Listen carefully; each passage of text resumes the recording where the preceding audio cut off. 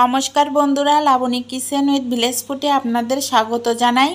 আজকে আমি রান্না করে দেখাবো চিংড়ি মাছ দিয়ে পুঁই শাক। পুঁই শাকের কালার সবুজ রেখে কিভাবে রান্না করতে হয় সেই টিপসগুলো আজকের ভিডিওতে থাকবে।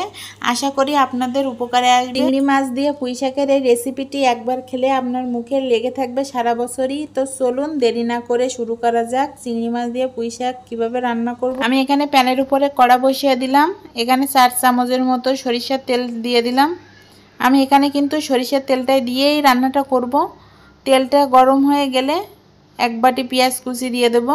পেঁয়াজ কুচিটা আমি হালকা বাদামি কালার আসা পর্যন্ত করে ভেজে নিতে হবে। দেখুন আমার কিন্তু হালকা হালকা বাদামি কালার হয়ে গেছে। তারপরে কাঁচা লঙ্কা বাটা, আদা রসুন বাটাটা দিয়ে দেব। আমার মনে হয় কাঁচা লঙ্কাটা বেটে দিলে টেস্টটা কিন্তু ভালোই আসে। এবার সব কিছু একসাথে ভালো করে কষিয়ে নিতে হবে যতক্ষণ পর্যন্ত এর কাঁচা গন্ধটা চলে না যায়। আমি এখানে 10 মিনিটের মতো খুব ভালোভাবে কষিয়ে নিয়েছি। আর অনবরত কিন্তু নাড়াচাড়া করতে হবে, না তলায় লেগে যাবে। তো আমার দেখেন ভালো করে কিন্তু কষানো হয়ে গেছে। তারপরে এখানে আমি জিরে মরিচ বাটা, ধনে বাটা, লবণ, হলুদ গুঁড়ো দিয়ে দেবো। দিয়ে খুব ভালোভাবে একসাথে নাড়াচাড়া করে নেব। এখানে আমি আরও 2 মিনিটের মতো ভালো করে নাড়াচাড়া করে নিয়েছি। কড়ার গায়ে হালকা হালকা লেগে লেগে আসছে। এবার আমি অল্প একটু জল দিয়ে ভালো করে আরও 10 মিনিটের মতো কষিয়ে নেব। এখানে জলটা দিয়ে ভালো করে অনবরত নাড়াচাড়া করতে হবে, নাই তলায় লেগে পুড়ে যেতে পারে। তো দেখেন আমার কিন্তু খুব ভালোভাবে কষানো হয়ে গেছে, জলটাও কমে গেছে, তেলও কিন্তু ছেড়ে দিচ্ছে। এই পর্যায়ে আমি একটু কালারের জন্য অল্প একটু কাশ্মীরের লঙ্কা দিয়ে দিলাম। দিয়ে একটু নাড়াচাড়া করে দেব।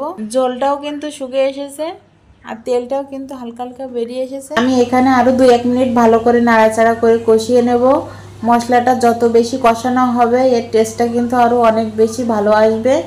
তো এখানে আমার আগে থেকে কুটে ধুয়ে রাখা চিংড়ি মাছগুলো দিয়ে দেবো। আমি চিংড়ি মাছগুলো এখানে কেটে কেটে দিয়েছি, যেহেতু আমার অল্প কয়টা চিংড়ি মাছ বলে। আপনারা আস্তেও দিতে পারেন।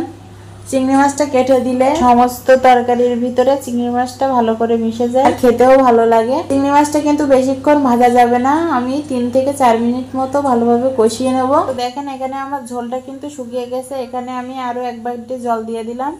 দিয়ে আমি একটু নাড়াচাড়া করে একটা ঢাকনা দিয়ে 5 মিনিটের মতো আরও ভালো করে আমি কষিয়ে নেব। তাহলে চিংড়ি মাছটা ভালো করে সেদ্ধ হয়ে যাবে। তো আমার 5 মিনিট খুব ভালোভাবে কষিয়ে নেওয়া হয়ে গেছে। এবার ঢাকনাটা আমি তুলে নিলাম। দেখেন তেলটা কিন্তু ছেড়ে দিয়েছে। এবার আগে থেকে কেটে ধুয়ে রাখা পুঁই শাকগুলো দিয়ে দেবো। আর একটা বড় সাইজের আলু দিয়ে দিলাম কেটে। আলুটা কিন্তু দিলে তরকারিটা ঝোলটা কিন্তু অনেকটা ঘন হয় আর খেতেও ভালো লাগে। এবার একটা ঢাকনা দিয়ে আমি 20 মিনিটের মতো ভালো করে জাল করে নেব। 20 মিনিট পরে দেখেন পুঁই শাক থেকে কিন্তু অনেকটাই জল বেরিয়েছে আর পুঁই শাকটা অনেক কমে গেছে। ভালো করে আমি নাড়ি ছাড়িয়ে দেবো চারিদিক থেকে। আমি পুঁই শাকে কিন্তু কোনো ঝোল দেব না। এই পুঁই শাক থেকে যে জলটা বেরোবে এতেই কিন্তু পুঁই শাকটা ভালোভাবে সেদ্ধ হয়ে যাবে। এখানে পুঁই শাক থেকে কিন্তু অনেকটাই জল বেরিয়ে এসেছে। পুঁই শাকটা আমি ভালোভাবে নাড়িয়ে ছাড়িয়ে দেবো, তাহলে দেখবেন তাড়াতাড়ি সেদ্ধ হয়ে যাবে। এখানে আমি আরো 10 মিনিটের জন্য ঢাকনা দিয়ে চাপা দিয়ে দিলাম। 10 মিনিট পরে দেখেন আমার কিন্তু একদম 80% পুঁই শাক কিন্তু সেদ্ধ হয়ে গেছে। এবার ভালো করে নাড়িয়ে ছাড়িয়ে দেব। দেখুন আমার কিন্তু আলুটাও অনেক সেদ্ধ হয়ে গেছে। এই চিংড়ি মাছ আর পুঁই শাকের রেসিপিটা কিন্তু আমি আমার মায়ের কাছ থেকে শিখেছি। আর মায়ের হাতের রান্না মানে তো অমৃতর থেকে কিন্তু কোনো অংশে কম নয়। তো দেখেন কথায় কথায় কিন্তু আমার ঝোলটা শুকিয়ে গেছে আর কষানো হয়ে গেছে। এবার আমি এখানে পর্যাপ্ত পরিমাণ আমার যেটুকু জল লাগবে আমি জলটা দিয়ে দেবো। দিয়ে একটু নাড়াচাড়া করিয়ে আমি একটা ঢাকনা দিয়ে আমি 20 মিনিটের মতো ভালোভাবে সেদ্ধ করে নেব। তো আমার 20 মিনিট হয়ে গেছে। এবার আমি ঢাকনাটা নামিয়ে নিলাম। তো দেখেন আমি এখানে যতটুকু ঝোল রাখবো আমার ঠিক ততটুকুই ঝোল কিন্তু আছে, এর থেকে বেশি আর শুকাবো না। আপনারা আপনাদের পছন্দ মতন ঝোলটা রেখে দিতে পারেন। আপনারা এখানে একটু টেস্ট করে দেখবেন সবকিছু ঠিকঠাক আছে কিনা। আমি এখানে আগে থেকে গোটা গরম মশলা আছে ভেজে গুঁড়ো করে রেখে দিয়েছি, এরপর দিয়ে এবার ছিটিয়ে দেবো। আর অল্প 1 টিপ চিনি দিয়ে দেব, যাতে তরকারির ব্যালেন্সটা ঠিক রাখার জন্য আপনারা হালকা একটু চিনি দিয়ে দেবেন, তাহলে টেস্টটা কিন্তু অনেকটাই বেড়ে যাবে। দিয়ে আমি একটা ঢাকনা দিয়ে আমি আরো 10 মিনিটের জন্য দমে রেখে দেবো। দিলে হয়ে গেল আমার চিংড়ি পুঁই শাকের তরকারি। এইভাবে চিংড়ি আর পুঁই শাক রান্না করলে খেতে কিন্তু অনেক লোভনীয় হয়ে থাকে। আপনারা বাড়িতে একবার হলেও কিন্তু এটা তৈরি করে দেখবেন, সবাইকে রান্না করে খাওয়াবেন।